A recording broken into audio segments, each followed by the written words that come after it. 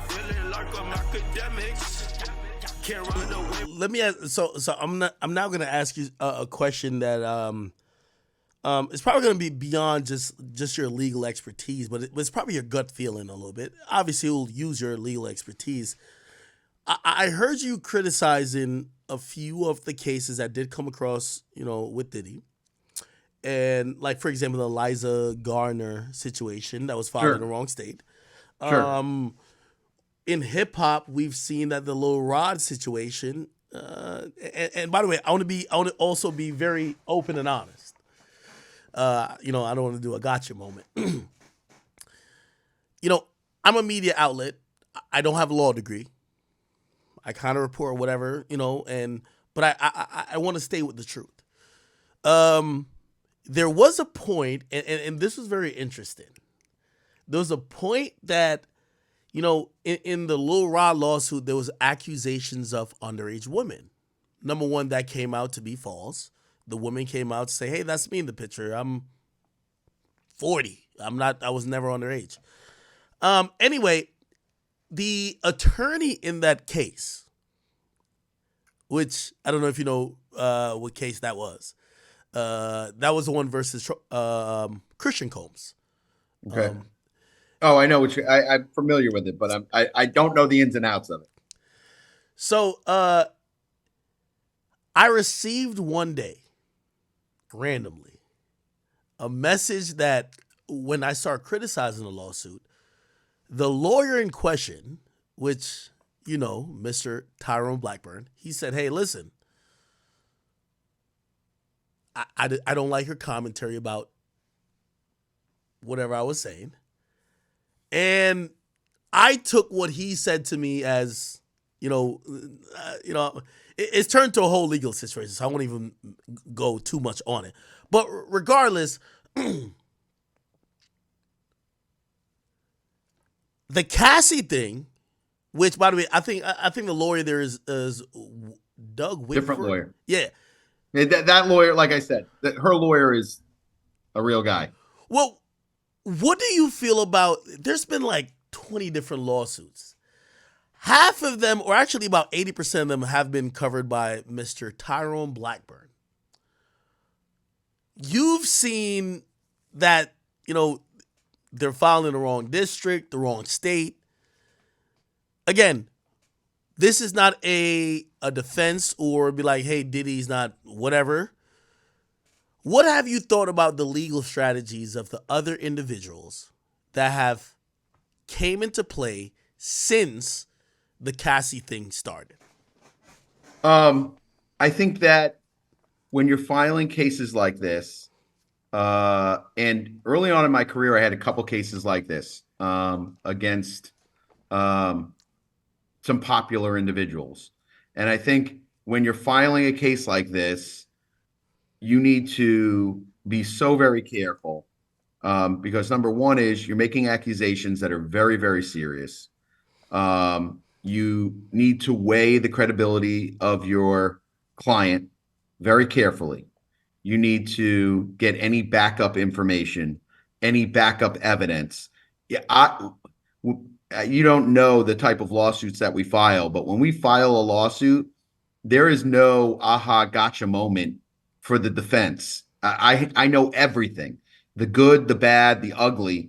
I know every single thing that took place. I have pictures. I have whatever I have. I know I have everything. And I tell my client, if I don't have everything, I don't represent them. I won't stay on a case. If there's an aha gotcha moment that the defense sends over and says, hey, by the way, this was wrong, or I never met that person, or when your person is saying that happened in Texas, I was actually in Paris. There is no time that would ever happen in any cases that we file because we leave no stone unturned. I think that, I've seen the complaints that have been filed. I never criticize other attorneys for their strategy, their legal strategy. Sometimes it's not things that I would do. So I always say like, hey, The legal strategy is probably not something that I would go about doing, but that's legal strategy. By the way, I also, because I've talked to other attorneys, I do want to ask you on a civil strategy level. In a few of these lawsuits, which we've all pulled up, and I go through them here. I have no law degree or nothing. I'm just like a regular person, just kind of reading through these things. But they'll use photographs of, say, like Diddy's son in handcuffs, him with a weapon to his head. Diddy look very, very. The images seem to almost be playing to the media as opposed to playing to the case. Yeah. Right, and it's a complaint. What do you think? Yeah, and that's not the way. Listen, every attorney has their own strategy. That's not a strategy that we employ. That's number one. Number two is it also could go, and again, this is not knocking Mr. Blackburn. I don't know him. He could be the greatest attorney of all time. I have no idea. I don't know all of his experience that he had, how many trials he's had, how many complaints he's filed. If he worked for the state attorney's office or the PD's office or worked allegedly he's about like 3 or 4 years or 2 to 4 years out of law school. I don't know if that's true.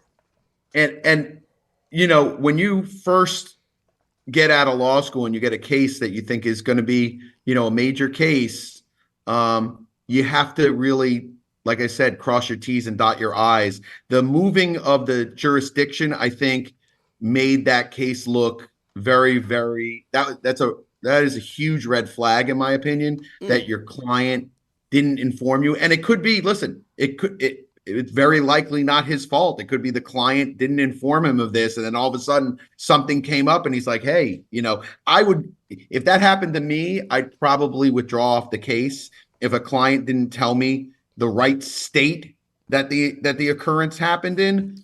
That's wild. But that's kind of up to the attorney. And like I said, I don't know him. I've never met him. But that in itself was a great blunder that makes that causes a question in the whole case. And I've always said this, and I was just commenting on Michael Cohen's testimony on Newsmax. And I said, yeah, I was just saying, if someone lies about, and I also said this, there's nothing that makes a convicted felon and perjurer more honest than when he's testifying for the state. All of a sudden, you should believe everything a person says when they're a state witness. But I'll put that aside for a moment. But I was saying, if you catch someone in a lie on the stand, it causes a question in every single thing that they said. Right. So at what point, if they're willing to lie on the stand and they're willing to go against their oath, then how can I rely on anything else they say? So when you have a sworn complaint, which I think this was a sworn complaint, but even if it wasn't, when you have a complaint that's making specific allegations and then you bring your client in and you go over the complaint with your client before you file it, and you say, okay, this is what we're going to file. This is how we're going to file it. Is it your job to try to at least make sure what is being alleged in the complaint is true? Because maybe the person could be like, well, my client said it was a bunch of underage girls at Diddy's parties. I just put it in the complaint. I don't know. Yeah, you have to confirm what your client is saying, and you confirm it through evidence that they bring in. Like I said, we're very picky with the cases that we take on the plaintiff side. And the reason for that, and some people are like, oh, you don't take any of the cases. We don't take any cases that don't have some sort of corroborating evidence for what I don't just take a case. Someone can say, oh, I'll pay you to take the case. Well, people have said that before. I'll pay you to file the complaint. It's not a matter of money. It is a matter of reputation. My dad used to tell me, you can build a reputation over a lifetime, and one dumb mistake that will crush everything that you built up until that point. So you have to be like that. And especially, when it comes to these serious allegations, you have to find out all the details before you file the complaint. Like I said, this isn't a knock against Mr. Blackburn.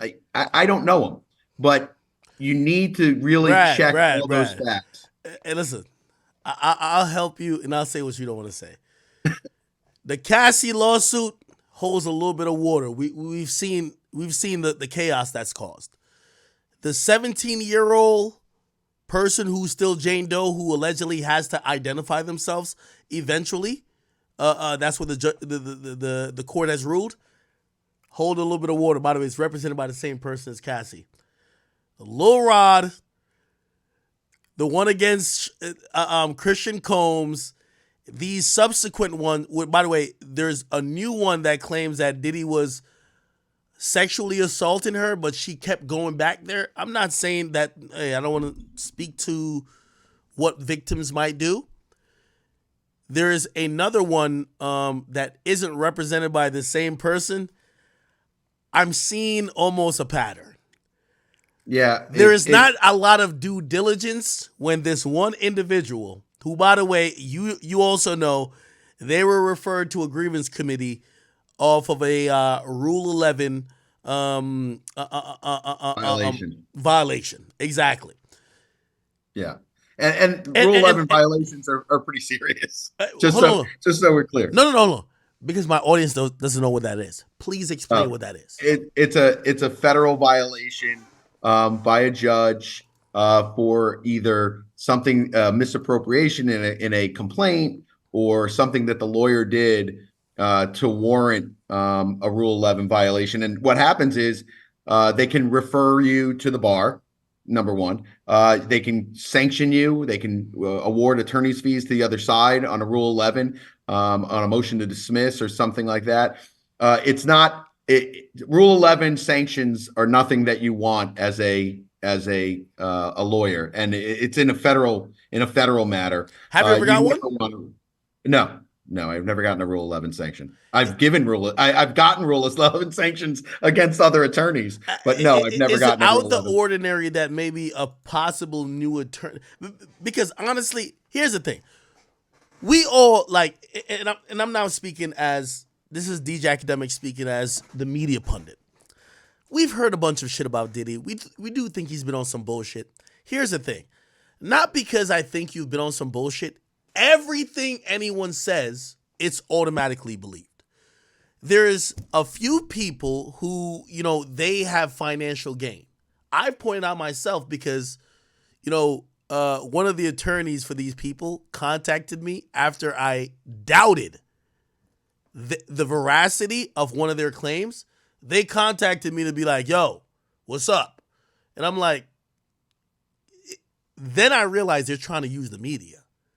Because if you care what the media is interpreting your lawsuits, your complaints to be, these are not complaints that have been either substantiated by, an actual trial where a jury is gonna. This isn't even something that's even survived maybe initial motion to dismiss. I looked at it, I was like, oh, I get what this is. They're now using platforms like mine to shame people, to harass people into settlements. And that'll happen. That happens. Listen, like I said, I've been around the block many times, and these things happen. These things happen a lot. When you're an individual who has some notoriety, you're going to be a target to individuals that want to try and get a settlement from you with things that are true and things that aren't true. It just depends. It depends on the case, depends on the lawyers. You had the Tiger Woods stuff that, essentially, what was the big deal with that is that it wasn't something that they were asserting that they were doing unwillingly. It was just, hey, listen, there's all these women, you're married, and, I think we can file these laws. It was a crazy situation, but he felt that, he wanted to settle those cases out instead of taking a ding to his reputation. And I've met Tiger before. He's a good guy. I mean, listen, everyone has these things that come up, and the biggest problem with Tiger is that he was fucking a bunch of 5s and 6s. He should have been fucking 9s and 10s. It just is what it is.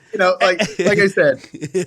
I don't want to put you in any drama. Anyway, yo, let's kind of shift to